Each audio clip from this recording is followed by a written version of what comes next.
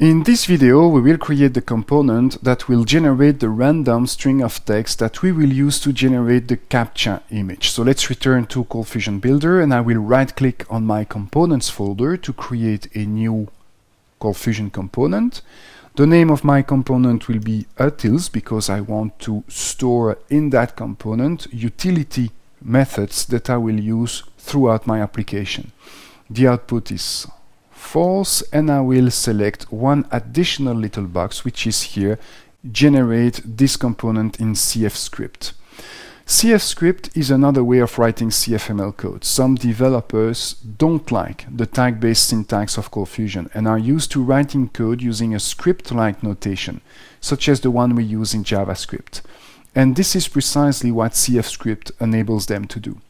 As of ColdFusion 2016, every single CFML tag has a cfscript equivalent, so you can choose to write your components using either flavor of CFML.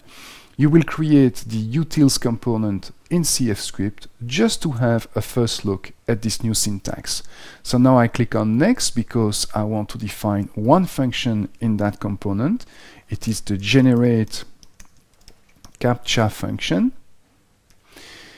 The access type is public, it returns a random string, and the output is false. So I click on OK. It takes one argument. The argument is the num cars argument.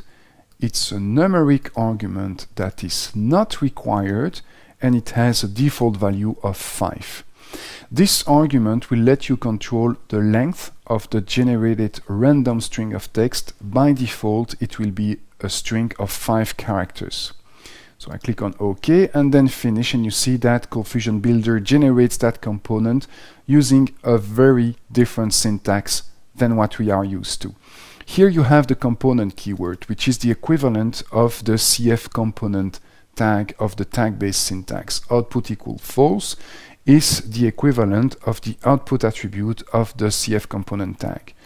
Then you have those curly braces, and you can see that as the opening CF component and the closing CF component here. Now inside of the component you have the function signature. First you have the public keyword.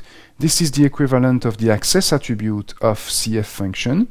In this case it tells that the function can be accessed from anywhere in the application.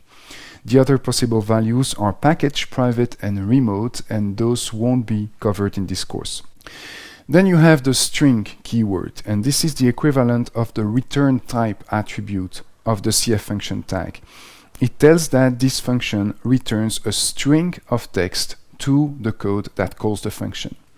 The function keyword is the equivalent of the CF function tag itself. Then you have the name of the function, and inside of the parenthesis you have the different arguments. Now in this case we have one argument, it's the numCars argument. It's a numeric argument and it has a default value of 5, and the very fact that it has a default value makes it an optional argument.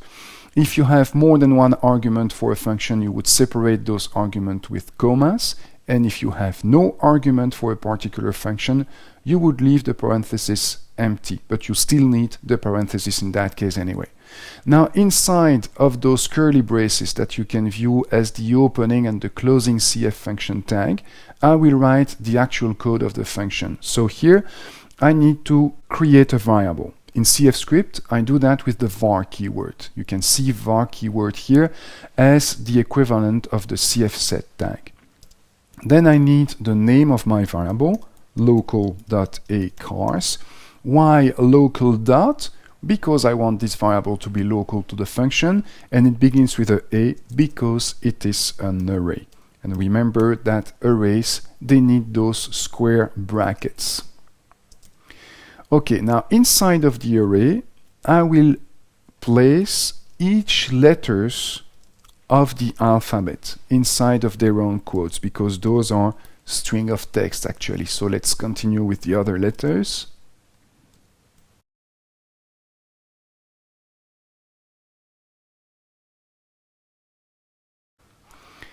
And now let's continue with the numbers.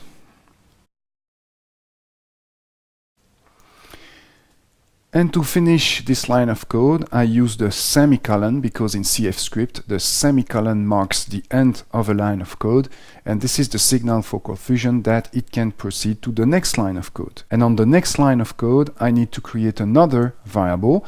You can view that as a second CF set. So the second variable will be local.maxNum, and it will be equal to the length of the acars array. So for that I need the array len function of ColdFusion, and I want the length of that acars array, in other words, a number that represents the number of items that are present in that array. So that's for the second variable. Now I need a third variable, so a third var, a third CF set if you will, that will be the local.toReturn variable, and I will make it an empty string. And at the end of the function, I will return to the code that has called the function. Now, in between those two lines of code, I will modify the value of the toReturn string to add some random characters to the string, random characters that I will take inside of the acars array. To do that, I need to create a loop. So I need the for keyword that you can view as the equivalent of the CF loop tag. And for the for, I need to create a variable that I will call I and initialize to 1. So I create a variable, I like index. Then I verify if I is less than or equal to arguments dot num cars. Remember that num cars has a default value of 5, so in that case the loop will loop 5 times. But you can pass another value to that argument, and in that case the loop would loop another number of times. And at the end of the loop I want to increment the value of I by 1.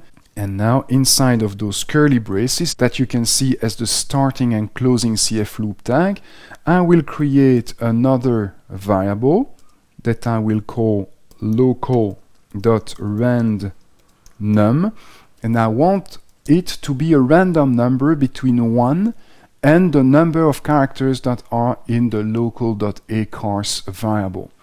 To do that, I need the randRange function of ColdFusion, and that function will take a random number in a range of numbers that are specified by the two arguments of the function. So I want a random number between 1 and the length of the array, which is here the maxNum variable. So I want a random number between 1 and the length of that variable. Next, I want to create another variable that I will name local.letter, and I want to be a letter present in the acars array that is represented by the random number. So I will take inside of local.acars one character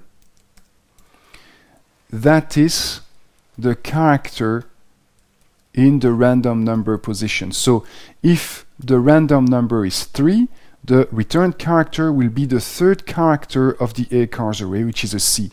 But on the next loop, the random number might be 5, so the character will be the fifth character of the acars array, which is E, and we will build the random string of text that way. Now we want to take the current value of the string of text and add to that value the random letter that we have chosen in the previous line of code. So this is the generate Captcha method that generates a random string of text of 5 characters by default. So let's save that utils.cfc component. I will browse it to verify if I can access the documentation. So it looks like I don't have any syntax error in my component. And before ending this video, let's return to application.cfc, because now I need to cache an instance of the last two components that I have created in this video and in the previous one. So let's copy that line of code here and paste it 2 times. Once for the comments service component, that is an instance of the comments service.cfc file, and one for the utils component, that is an instance of the utils.cfc file. Now let's save application.cfc.